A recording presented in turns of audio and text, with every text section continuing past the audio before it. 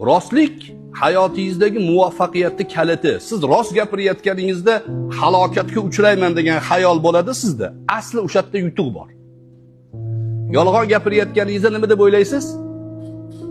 Hozir yutib ketaman deb o'ylaysiz, to'g'rimi? Hozir aldayman, qilgan ishimni bekitib, bu joydan chiqib ketaman deb o'ylaysiz. Yolg'onning orqasida halokat bor. Bir kun keladi, yolg'oningiz fosh bo'ladi, sizni atrofingizda ishonch kreditingiz, ishonch omonatingiz tugaydi. Keyin sizga hech kim ishonmay qo'yadi. Odamlar sizga ishonmay qolishligidan ko'ra dunyoda og'ir musibat yo'q. Yolg'onchiga deydi qadimgi ulamolar, faylasuflar. Yolg'onchiga dunyoning o'zida eng katta jazo odamlar unga ishonmay qo'yishligi. O'ylang, bitta gap gapirsangiz, dugoningiz ishonmayapti sizga, akangiz ishonmayapti, do'stingiz ishonmayapti. Qanaqa hayotda sizda achchiq hayot bo'ladi?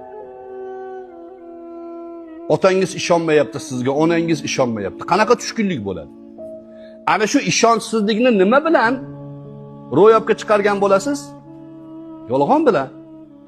Yolg'on gapirib, ozgina muddatda qutulishga harakat qilasizda, u sizni kelajakdagi hayotingizga quluplar, to'siqlar qurib tashlaydi.